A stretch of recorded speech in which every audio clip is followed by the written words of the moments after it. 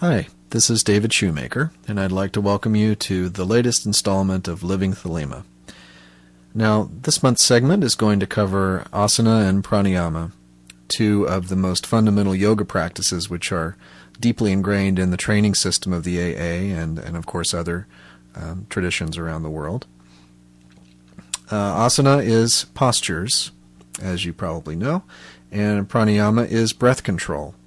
And when we say breath control in this context, there's an implicit understanding that we're also speaking of control of the subtle energies that are resonant in the breath and in the body. And as we'll see, working with the breath through pranayama is, among other things, a potent method of getting the kundalini energy moving in the body. And this is, of course, integral to the progress through the AA. Now, for both of these, for asana and pranayama, there really is no substitute for in-person supervision. I'm going to do my best to give you some tips, and in fact, I'm going to post a video of pranayama on my livingthelema.com site so that you can see some of the techniques, but it really is a good idea, if at all possible, to be working directly with your teacher, not only having them advise you, but having them watch you and really get some hands-on training. Now, if your personal teacher gives you different recommendations from mine, then of course you want to, as always, follow through with the system that you're actually in. Now, within the AA, the aspirant will likely be experimenting with both asana and pranayama in the probationer grade. It is vital to begin getting some experimental time in with these practices at the earliest stages, but there's no formal testing on these until a good bit later, the grade of Zealotr. And the way that's tested in Zealotr is that for asana, you have to be able to sit completely still in your chosen posture for a full hour, and for pranayama, you have to reach the second of 4 stages that are described in the Shiva Samhita, the second phase being either called trembling of the body in the original, or Crowley sometimes refers to this as automatic rigidity that then gives way into this spasmodic trembling as he describes it. There are 2 core references in the Thelemic corpus that you'll want to use for both these practices, and the first being Liber E, and we'll get something up on the blog for that, and Liberu vel Spiritus. You'll also find a good bit of additional information in 8 lectures on yoga by Crowley, of course. Now, for asana, again, the postures, the point within the AA system is not to require the aspirant to master dozens of pretzel shapes for their own sake. The point within AA is to find a posture, at least one posture, that will allow you to sit still long enough to ignore your body. Because until you can ignore your body, your mind will not be stilled, and until your mind is stilled, you will not be able to do the more advanced meditation practices that are required for advanced results in yoga, but also for the passage through the various grade tasks of AA. Now, that said, it is a really good idea to experiment with the different postures given in Liber E and elsewhere. Put in considerable time with them, experiment, note the differences in the results you might achieve. You're definitely going to find some postures that are more naturally suited to your body, and you, in contrast with what maybe some people advise, I really don't think you need to purposely choose one that's difficult. I think you can find one that is relatively less painful to begin with, and no matter what posture you choose, you're going to have to push yourself through a good bit of discomfort and spend a good bit of time practicing before you really start to get the results. So short of lying flat on the floor, which is the only one I probably would rule out as a choice for testing, you really are going to have to put in some effort no matter what you choose. But once you've arrived at one that you're relatively comfortable with, you keep practicing it on a daily basis. Eventually, some stability will develop. This is much more likely to occur after you've extended your practice sessions beyond the half-hour mark or so, and with a good deal of regularity, 5 or 6 practice sessions a week at least. Until you get to that point, it's you're not really going to feel that asana lock in, but you'll get to a point where it really does click. I had a very vivid experience of this myself in my course of practice, where on one day, at one particular moment, all of a sudden, the posture I was using became mine, and it really, it just locked in a different way, and it felt odd to not be sitting in it. That's one of the only ways I can think to explain it. You'll know what it is when you get there. But do realize that you're going to have to put in some practice, at least past the 20 or 30 minute mark regularly before that's going to kick in. Again, the main point is to be able to forget about the body so that it's not drawing your mind to it. Discomfort is inevitable, but you should stop if there's extreme pain, especially if the particular posture involves an area of existing injury or weakness. And if so, that may not be the best posture for you. If you have bad knees or ankles, then the dragon posture is likely not going to be your best choice, and so on. If you choose the God posture, one tip I would give you is to make sure that the chair height allows you to have your legs more or less at a right angle, so that your upper legs are parallel to the floor, basically. And this will help you in a number of ways. It's more stable for the legs and knees, and so you'll get less of the trembling in the knees as you're trying to hold them together. And it's less likely to cut off circulation just behind your knees. And circulation is a good thing. So that's some beginning points on asana. We had a question a few weeks ago from Chris Valenta via Facebook, and he asked if it is okay to swallow during asana, which I thought was an interesting question. You'll recall that Crowley's somewhat humorous description of the test for asana is that a full saucer of water, when placed on the examinee's head, will not spill a drop for the course of an hour.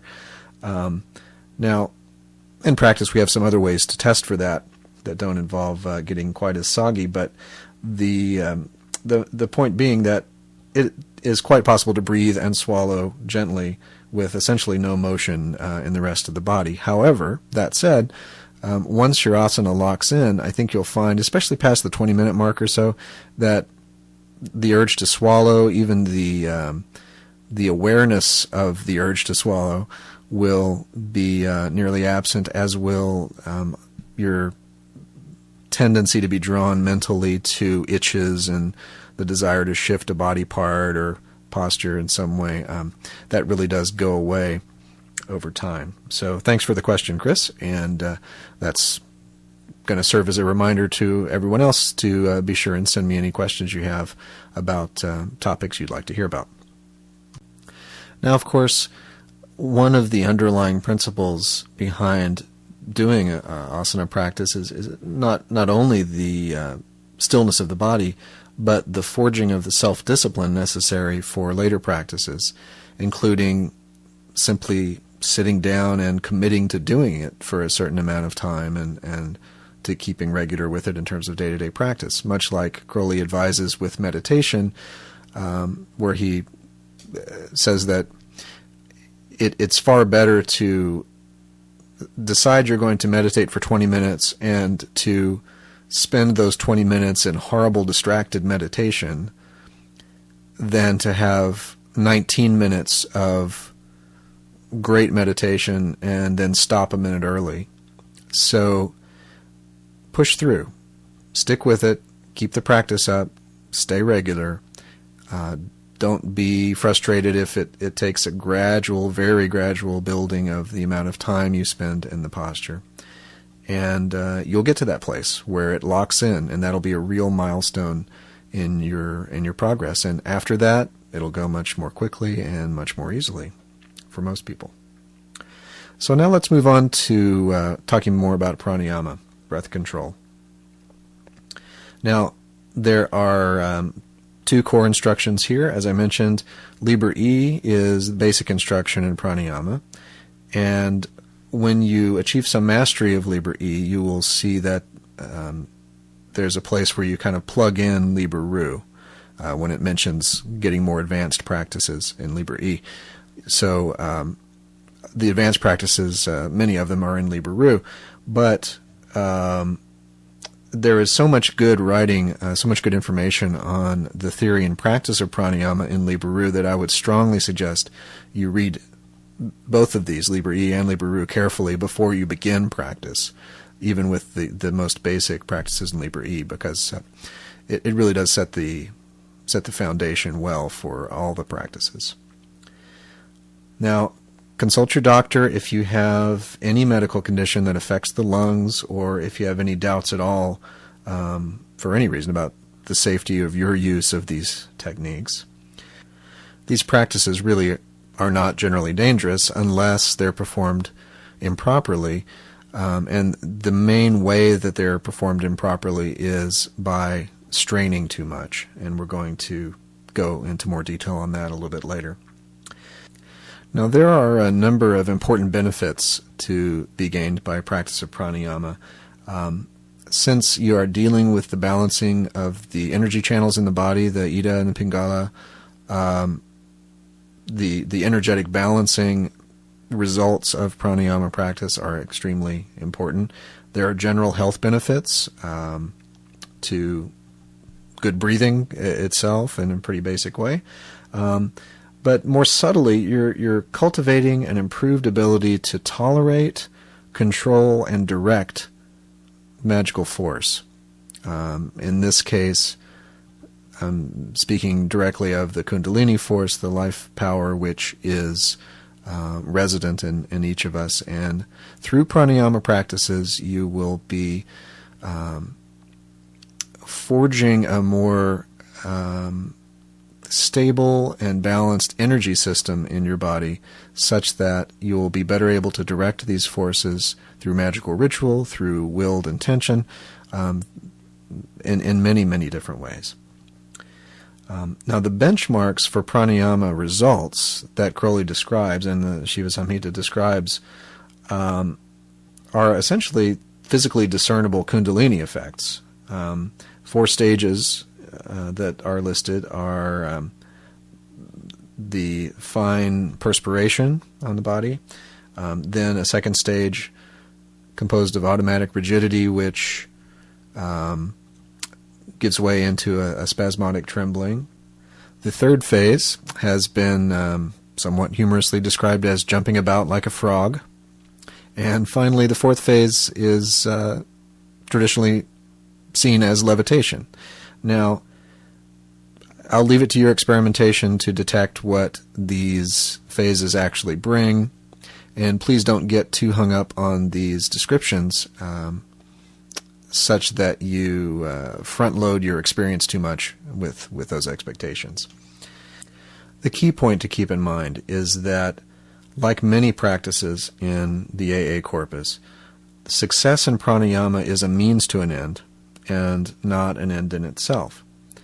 Later practices such as SSS, the section called SSS from Liber HHH, intensify the work with Kundalini, and ultimately success in these practices converges with the devotional exercises, the ritual magic, advanced meditation, and other tools in the outer grades of AA to lead the aspirant right to the very threshold of the knowledge and conversation of the Holy Guardian Angels. So this is one important tool in the toolbox that is, as I said, a means to an end. And that end, as always, in the first order grades, is knowledge and conversation. So the practice begins, as described in Liber E, with timed in-breaths and out-breaths. Crowley gives some progressive levels of this, starting with breathing in for 10 seconds through one nostril, out for 20 through the other nostril, back in for 10 through that nostril, then back out for 20 through the first nostril. I arbitrarily always begin my practices with an in-breath through the left nostril, just as an easy way to mark where I'm starting and finishing. The photo captions in Liber are easily misconstrued.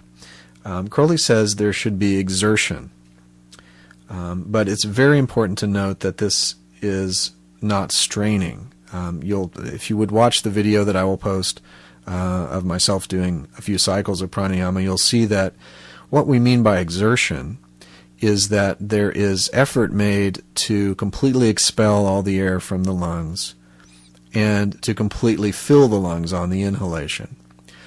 But the process itself is fairly stilling and not necessarily silent, but it's not a noisy, raucous process, even though those pictures might make it look like it is. The point is smooth, regular breathing and fullness of in-breath and out-breath. You should never, ever be short of breath. You should not get to near the end of an in-breath or out-breath and feel like you've got to hurry up so that you can take a breath. If it's straining you that much, then you need to back down your times and stay at the lower time until you can really do it comfortably for a full hour. And only then should you move to the next level up in terms of the time. Now, the more advanced levels also include a period of holding of the breath after the inhalation and before the exhalation. This is called kumbhakam. And this is one of those places where the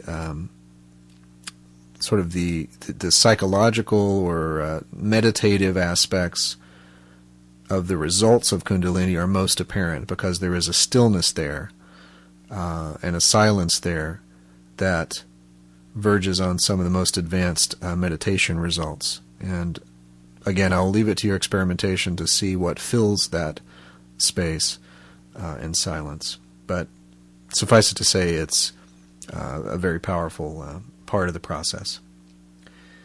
Now, as you see in the sort of old and grainy photos in Liber,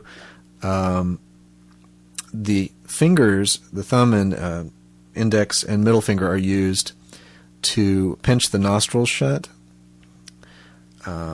And in the video that I'm putting up, I think you'll see a little more clearly how that's done. But basically, you're bracing your fingers on your forehead and then using the thumb and the middle finger to pinch the different sides of the nose. Also in the Liber illustrations, you'll see that Crowley is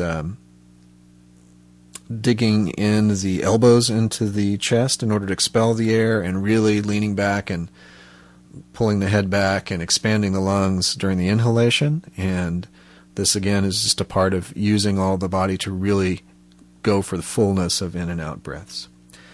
You'll want to time these very precisely, the in-breaths and out-breaths, of course. And I find the best method for this is a ticking clock nearby, so that you don't have to think about the pace of your counting, or a watch hand, anything that makes a noise. A metronome would work fine too.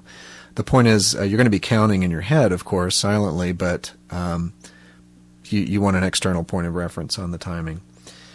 And also, if you're just counting in your head, you're going to have a tendency to drift. And that defeats the purpose if you're trying to keep a consistent record of what you're doing, if your time is drifting all around. So use something dependable. Now, what you don't see written in these documents is what to do when you're done. And I think one of the most striking results for many people with pranayama is when you first conclude the session. Let's say you've done 20 or 30 minutes worth of cycles in one of your early practices, and you get to the end, so you've had the last breath out through a single nostril. I suggest that you really savor that first breath in through both nostrils and the subsequent 5 or 10 minutes of just gentle, easy, natural breathing through both nostrils. This is a real high in a lot of ways, and I think what's happening there is that having gone through the entire pranayama session, balancing those two channels one at a time, in alternation, you are now experiencing the effects of their conjoined action in an energized state. And there really is an ecstatic quality to this that you can accentuate in this phase with some visualizations and more advanced practices. But mainly the reason I'm bringing this up is so that you can watch for that particular moment and a period of time after the conclusion of the formal practice. Don't neglect that. Now, one of the most common problems to come up with pranayama, aside from the tendency to strain too much, is that you have clogged nostrils, and this is not unusual for most people. The traditional remedy for this would be the neti pot with salt water that's poured through the nostrils for cleansing. Of course, we have modern pharmaceuticals, nasal sprays and things like that. Now, you really don't want to use these chronically, but if you have a period of just 2 or 3 days, where you're more stuffy and you really want to try to do pranayama, then it's okay to use some nasal sprays, but really don't get dependent on them. And when you don't want to try these other things, one additional technique is that you can use the hand that is not being used balanced on the forehead and pinching the nostrils to actually reach out and hold open whichever nostril you're breathing through. Kind of a awkward thing to do, but if you have to, there are some days where this is just the thing, and you can get through your practice that way.